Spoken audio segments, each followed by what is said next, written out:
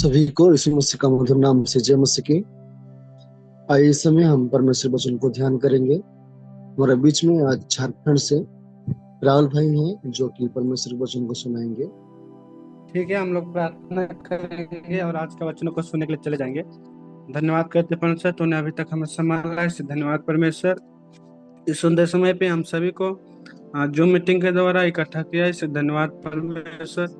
परमेश्वर, हम सभी को इस सुबह के समय पे एक अच्छा अवसर दिया है परमेश्वर कि तेरे वचनों को सुन सके परमेश्वर और उसके द्वारा चल सके परमेश्वर। धन्यवाद करते हैं परमेश्वर, जितने लोग जुड़े हैं परमेश्वर सभी को परमेश्वर तुम आपको आशीष कीजिए परमेश्वर, ताकि हर लोग तेरे वचनों को सुन सके परमेश्वर।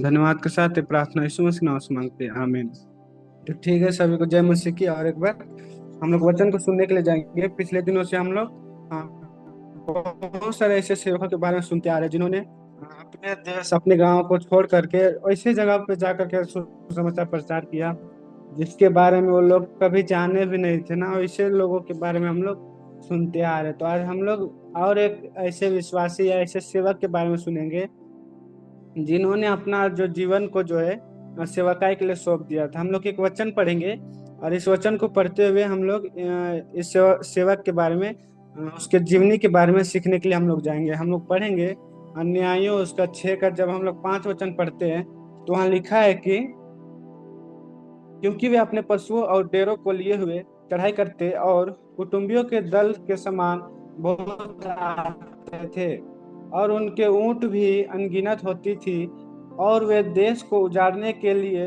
उन उनमें आया करते थे। तो देखिए, ये वचन जो है या ये घटना जो है गिद्योन के समय का है, जब परमेश्वर जो है इसराइलियों को मिस्र देश से, मिस्र के गुलामी से और दासों से जब छुड़ाऊ करते थे, जिस चीजों को परमेश्वर ने मना करते थे ना, तो यहाँ पे भी इसराइलियों को परमेश्वर बोलते हैं कि जिस देश में जिस देश को मैं तुम्हें देने वाला हूँ, उस देश में ऐसे बहुत सारे देवी देवताएं हैं जिसकी उपासना तुम नहीं करना ना, क्योंकि जो मैं यहोवा हूँ उस देवी देवताओं से घृणित रखता हूँ या उसको मैं पसंद नहीं करता बोल के परमेश्वर उन लोगों को बताता है। लेकिन फिर भी जब इजराइल लोग उस कनान देश में चले जाते हैं तो वहां जाने के बाद जो है वो लोग वहीं के देवताओं को जो है वो लोग उपासना करने लगते हैं, जिसके कारण परमेश्वर जो है इसराइलियों पे बहुत ही क्रोधित होकर के, जैसे इसराइल लोग पहले जब है इसराइल लोग को परमेश्वर यात्रा में ला रहे थे तो उस समय जब जब इसराइल लोग गलती करते थे परमेश्वर उन्हें कुछ ना कुछ दंड देते थे, जिसके द्वारा इसराइल लोग जान सके कि जो चीज हम कर रहे हैं, जो काम हम अभी किए हैं वो गलत है बोल के परमेश्वर उन लोगों को एक सबक देना, सबक सिखाना चाहते थे ना। जैसे मान लीजिए एक बेटा जो है जब उसके माता पिता या परिवार के विरुद्ध कुछ गलत करता है या ऐसे कामों को करता है जिसको उसके फैमिली जो है पसंद नहीं करता है ना, जो एक गलत काम रहता है उसको करता है, तो जाहिर जाहिर सा बात है कि उसका जो माता पिता हो या उसके फैमिली में जो है भैया हो सकता, कोई भी हो सकता है, उसे जरूर समझाएगा ना उस चीजों से दूर रहने के लिए या उसे नहीं करने का। पिता भाई बहन के समान ही है। परमेश्वर जो है हमें कभी नहीं चाहता है कि परमेश्वर को छोड़ के हम और कोई देवताओं को पूजा करें या उसकी उपासना करें ना। जो आदर परमेश्वर को हमें देना है उस आदर को परमेश्वर किसी को देना नहीं चाहता है ना। तो वैसे ही इजराइल लोग जो है कनान देश में रहने वाले देवी देवताओं को वो लोग पूजा करने लगते हैं ना, परमेश्वर को वो लोग भूल जाते हैं। तो परमेश्वर ने जो है 7 वर्ष के लिए यानी कि 7 साल के लिए इसराइलियों को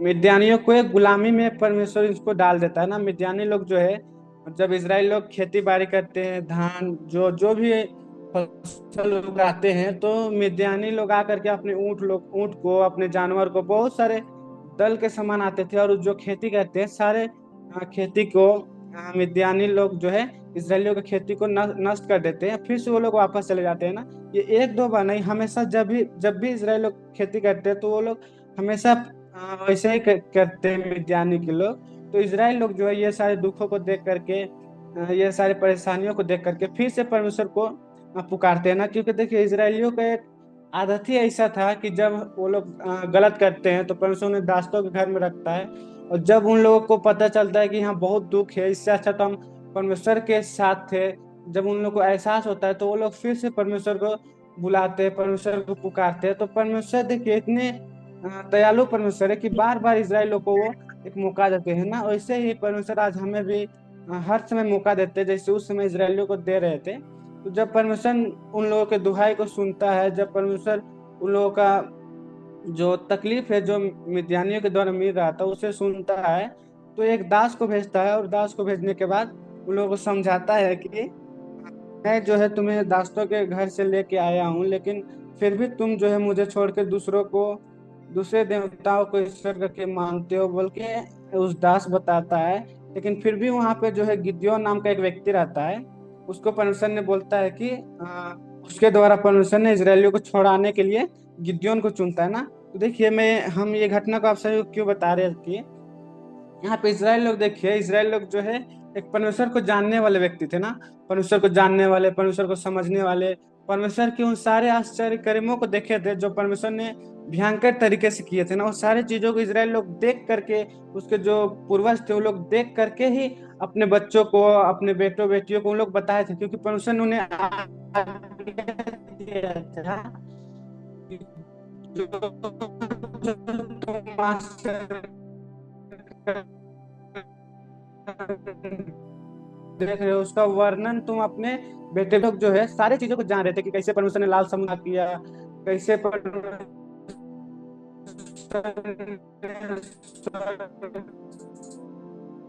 ने मन्ना गिरा खिलाया, कैसे चट्टान, सब कोई जान रहे थे ना। लेकिन फिर भी इसराइल जो है, इसराइल लोग जो है परमेश्वर से वो लोग दूर हो गए थे ना। परमेश्वर को छोड़ के जो आदर या जो महिमा परमेश्वर को देना था वो परमेश्वर को ना दे करके दूसरे देवी देवताओं को ये लोग दे रहे थे ना। तो उस समय देखिए परमेश्वर ने उन्हें सिखाने के लिए, उन्हें उस गुलामी से छुड़ाने के लिए गिद्योन को भेजते हैं ना। तो देखिए हमारे भारत देश में हो या ऐसे बहुत सारे देश हो जहाँ पे मसीह के बारे में जानते नहीं थे ना, मसीह के बारे लोग समझते नहीं थे मसीह क्या होता है, इसे था ना, उसे जानते ही नहीं थे। ना अगर भारत में देखा जाए तो ईस्ट इंडियन कंपनी या अंग्रेजों के आगमन से पहले भारत में मसीह के बारे में गिने चुने लोग ही जानते थे ना। थॉमस के द्वारा जब बताया गया तो कुछ ही लोग परमेश्वर को जान सके, कुछ ही लोग परमेश्वर को ग्रहण कर सके। लेकिन पूरा भारत में जो है बहुत सारे ऐसे जाति थे जो परमेश्वर को नहीं जानते थे ना। जब अंग्रेज लोग भारत आए तो धीरे धीरे धीरे वो लोग व्यापार के व्यापार करते हुए वो लोग, कई सारे उन लोगों के साथ कई सारे पादरी लोग आए, कई सारे सेवक लोग आए, और उसी के बीच में जब वो लोग अंग्रेज लोग गुलामी पे भारत को रखे थे तो उसी समय जो है कई सारे पादरियों के द्वारा ही ये भारत देश में हो या चीन में हो, कई सारे देशों में मसीह का वचन प्रचार हुआ ना।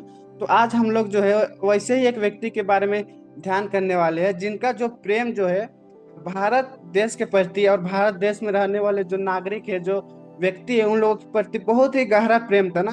ये व्यक्ति जो है बहुत ही चाहता था भारत देश को ना एक अपना देश के जैसे ये व्यक्ति समझता था। इसलिए जो है ये अपना सेवकाई जो है 1930 में भारत देश में आकर के करते हैं। इससे पहले 1930 से पहले भी ये एक बार भारत देश में सेवकाई के लिए आए थे, लेकिन फिर से वो वापस जाते हैं इंग्लैंड और सेवकाई के लिए फिर से 1930 में आते हैं। तो इसका जो एक सेवकाई था वो एक ही सेवकाई था कि भारत देश में जाकर के वहाँ जो रहने वाले नागरिकों को जो है मुझे सेवकाई करना है बोल के बहुत प्यार करते थे ये भारत देश का ना। देखिए हर एक व्यक्ति को जो है अपने देश के प्रति बहुत लगाव होता है ना, अपने देश के प्रति बहुत प्यार होता है। लेकिन ये व्यक्ति को देखिए भारत देश से ये बहुत प्यार करता था ना। इसका नाम है स्टीफन चर्च नील बोल के इसका नाम है। इसका जो जन्म अगर हम लोग देखेंगे तो इंग्लैंड के लंदन शहर है, इंग्लैंड में एक लंदन शहर बहुत फेमस शहर है, वहां पे इसका जन्म हुआ था। 19 दिसंबर 1900 ईस्वी को इसका जन्म हुआ था ना। तो देखिए जब इसका जन्म हुआ तो जन्म होने के बाद ये इंग्लैंड ही में रह करके एक कॉलेज है किंग्स कॉलेज जो लंदन में है वहाँ अपना पढ़ाई किया, और वहाँ अपना पढ़ाई कंप्लीट करने के बाद कैम्ब्रिज कैम्ब्रिज विश्वविद्यालय में जो है इतिहास हिस्ट्री ऑनर्स लेकर के अपना डिग्री हासिल किया।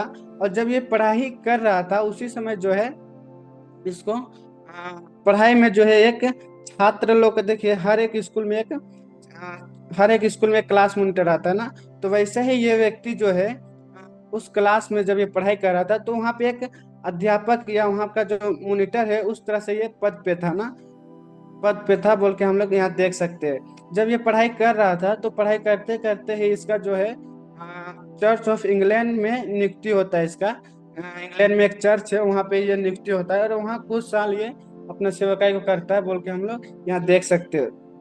जब उसका नियुक्ति चर्च ऑफ इंग्लैंड में हो गया तो वहाँ कुछ कामों को किया, वहाँ प्रचार किया, वहाँ कई सारे लोगों को मसीह के बारे में बताया, बोल के हम लोग जान सकते हैं। तो ये व्यक्ति जो है अपना पहला सेवकाई जो है चर्च ऑफ इंग्लैंड में ही शुरुआत करता है। उसके बाद ये धीरे धीरे करते करते करते जिस देश के प्रति प्रेम रखता है, यानी कि भारत देश, उस पे ये सेवकाई के लिए आता है ना। अगर हम लोग इसके सेवा के बारे में देखेंगे तो ये जो है, जब ये इंग्लैंड में वो सेवा कर चुका, उसके बाद इसको जो है पत्र लेखन सारे लिखता था, पत्र लिखता था, बुक भी लिखता था। ये जो स्टीफन चर्च नील है, ये एक लेखक के रूप में भी हम लोग इसको देख सकते हैं ना। उसके बाद ये जो कलेसिया ऑफ साउथ इंडिया के चेन्नई चेन्नई में भी ये काम किया ना। जब 1930 में भारत में संपूर्ण रीति से सेवा करने के लिए आने से पहले ये भारत के चेन्नई में जो है church of south India, Chennai में भी ये सेवा कर चुके थे। लेकिन वहाँ सेवा करने के बाद जो है 19वीं सदी में जो है वो फिर से अपना देश चले जाते हैं, इंग्लैंड में चले जाते हैं। उसके बाद फिर से वापस लौट के 1930 में आते हैं। और जब 1930 में ये लौट के आते हैं तो भारत में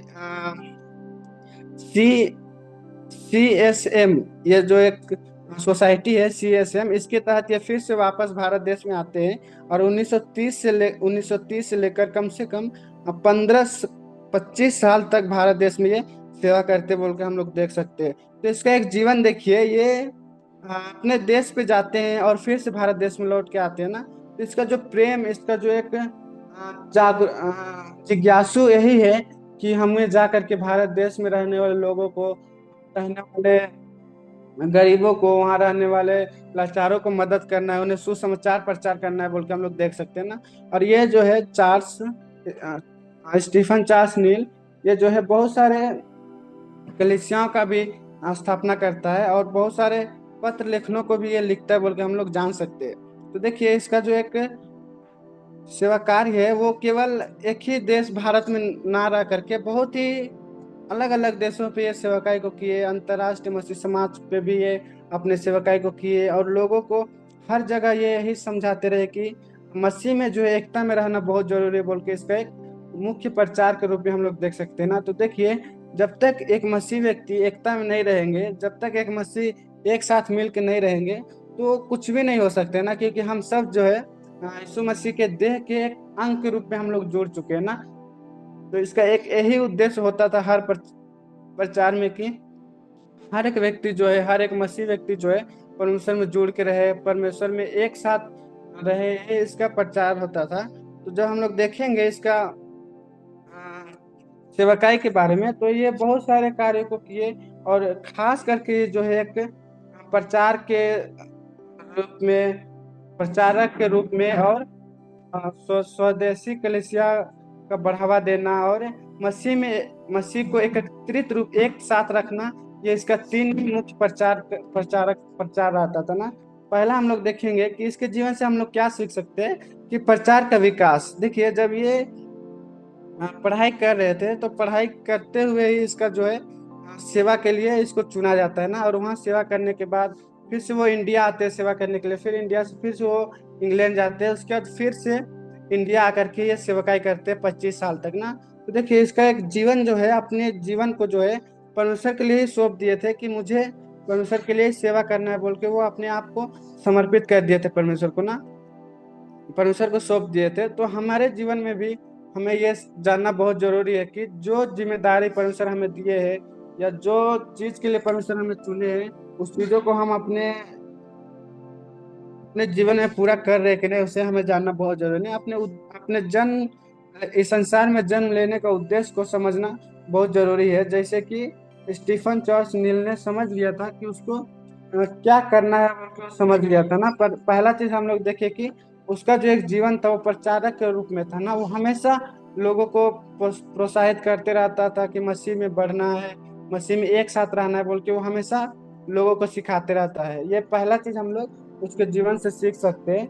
और हम लोग दूसरा चीज देखेंगे तो दूसरा चीज है कि स्वदेशी कलीसियाओं को बढ़ावा देना ना, इसका एक ही उद्देश्य था कि जहाँ भी कलीसिया होता है, जहाँ भी चर्च चलता है, तो उस जगह पे जो है उसका नेतृत्व या उसको जो चलाने वाले व्यक्ति रहते हैं वो विदेशी ना रह करके उसी आसपास के रहने वाले व्यक्ति होना चाहिए बोल के इसका एक आशा था। और ये उस चीजों को भी बढ़ावा दिया। और जिस जगह पे ये कलीसिया चलाते थे, जिस जगह पे कलीसिया का स्थापना किया, वहाँ विदेशी ना होकर के स्वदेशी जो चलाने वाले रहते वो सारे स्वदेशी थे बोल के हम लोग देख सकते। तो इसका आशा जो है वही था कि जहाँ पे कलीसिया होता है वैसी जगह पे जो लोग, जिस जगह पे कलीसिया हो रहा है, जहाँ पे कलीसिया चल रहा है, वहाँ पे उसी आसपास के लोग ही जो है उस कलीसिया को चलाएं, उस कलीसिया में अपना भागीदारी ले बोल के ये चाहता था ना। क्योंकि भारत देश में देखिए पहले जो है बहुत सारे ऐसे लोग थे जो एकता में रह करके नहीं जीते थे ना, और वो लोग हर चीजों को दूसरों के ऊपर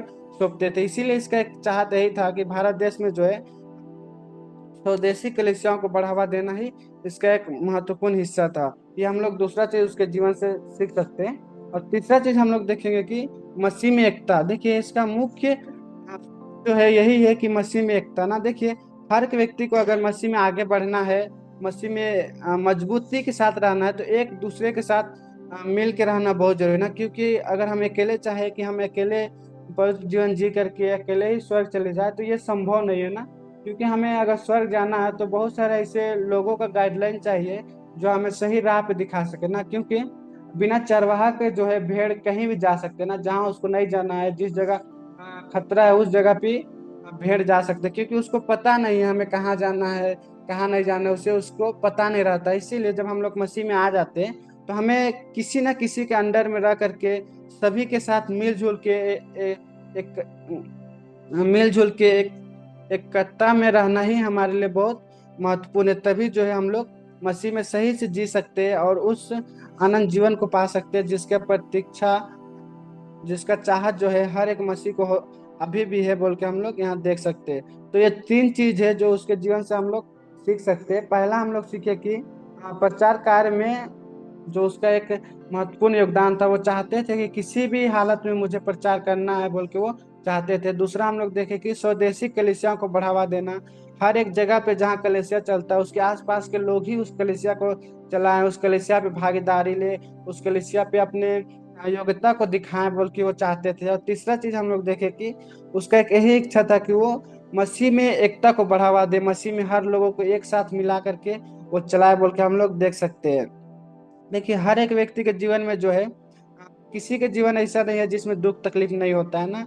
हर एक व्यक्ति के जीवन में जो है दुख तकलीफ होता है। हर एक व्यक्ति अपने दुखों को ही देखते हुए सेवकाई करता है ना। जो ये व्यक्ति है स्टीफन चर्च नील, इसके जीवन पे भी इसके शारीरिक कमजोरियां और अक्सर इसके शरीर पे दर्द होने के बावजूद भी कार्य को इनको सोसाइटी के द्वारा सौंपा गया था, यानी कि परमेश्वर के द्वारा सौंपा गया था, उसे वो पूरी तरह से वो पूरा किया ना। अपने जो जीवन का जो उद्देश्य था उस उद्देश्य को ये पूरा करके अपने जीवन को बिताया बोल के हम लोग देख सकते हैं। तो आज हमारे जीवन में यही सोचना है कि क्या हम अपने उद्देश्य को जान पाए हैं, या अपने उद्देश्य को जान के उसके लिए हम लोग जी रहे कि नहीं, उसे सोचना हमें बहुत जरूरी है। अगर आज भी हम अपने उद्देश्य को नहीं पहचान सके तो हमें परमेश्वर से पूछना है, परमेश्वर से बातें करना है कि परमेश्वर हमारा उद्देश्य क्या है, आप बताइए बोल के हमें प्रार्थना में अपने जीवन को बिताना है। तभी हम अपने जो उद्देश्य है उसको जान सकते हैं और उसके लिए हम लोग जीत सकते हैं। हम लोग लास्ट एक वचन पढ़ेंगे और इस वचन को पढ़ के हम लोग इस आराधना को खत्म करेंगे।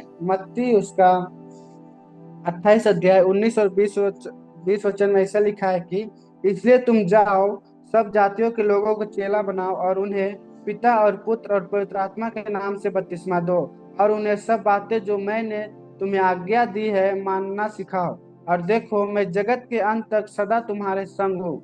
देखिए यहाँ पे परमेश्वर का वचन बता रहा है कि तुम जा करके दुनिया के हर एक लोगों को जो इस पृथ्वी पे है, सभी को परमेश्वर के वचन को बताओ और उन्हें पिता पुत्र पवित्र आत्मा के नाम से बपतिस्मा दो। और जो लोग इस संसार पे सभी तक जो है परमेश्वर के वचन को पहुंचाने के लिए और पवित्र आत्मा के नाम से उन लोगों को बपतिस्मा देने के लिए यीशु मसीह बता रहे हैं ना। और यीशु मसीह ये भी कह रहे हैं कि मैं आज से लेकर जगत के अंत तक तुम्हारे साथ सदैव बना हुआ हूं बोल के परमेश्वर बता रहे हैं। देखिए ये जो व्यक्ति है स्टीफन चार्ल्स नील, ये जो है अपना जीवन में जो है इस वचन के अनुसार इस वचन को पढ़ करके इसका जो जीवन है ये बदल गया ना। और ये जो है इसी वचन को लेकर के दुनिया के ऐसे देशों पे जहाँ मसीह के बारे में नहीं जानते थे लोग, जहाँ अनजान थे, ऐसे जगह पे जा करके परमेश्वर के वचन को बताया और अपने आप को परमेश्वर के लिए समर्पित कर दिया बोल के हम लोग देख सकते हैं। तो हमारे जीवन में भी ऐसे ही जीवन होना बहुत जरूरी है। हमें दो ऐसे लोगों को मसीह के बारे में बताना है जो नहीं जानते, जो अनजाने में है, ऐसे लोगों को मसीह के बारे में बताना बहुत जरूरी है। तो मैं आशा करता हूँ कि आप लोग ये वचन समझ गए होंगे। आगे का समय हम मनोज भैया को देना चाहते हैं। थैंक यू राहुल, प्रभु आपको आशीष दे। आइए प्रियो, इस समय हम अंतिम प्रार्थना करेंगे। हमारा बीच में कमलेश भाई है जो कि अंतिम प्रार्थना करेंगे। ठीक है, प्रार्थना करेंगे। स्वर्ग में विराजमान पिता, आपके पोते चरणों में सिर झुका के धन्यवाद देते हैं पिता, जो आपने मेरा घर संभाल कर रखा है, एक नया दिन दिखाया। आपके पोत नाम की माँ होने के लिए सदा मदद कीजिए पिता। जितने जून ऐप में लोग जुड़े हुए हैं, आपके पवित्र आत्मा द्वारा जो भी काम करने जा रहे हैं, सहायता मदद कीजिए पिता। जो भाई वचन सुनाए उनको भी आशीष दीजिए। आपके पवित्र नाम की माँ होने के लिए पूरे दिन को आपके हाथ में देते हुए धन्यवाद के साथ आप बहुत बेटे जगत को धार प्रताप यीशु मसीह मधुर नाम से मांगते हैं पिता, आमीन।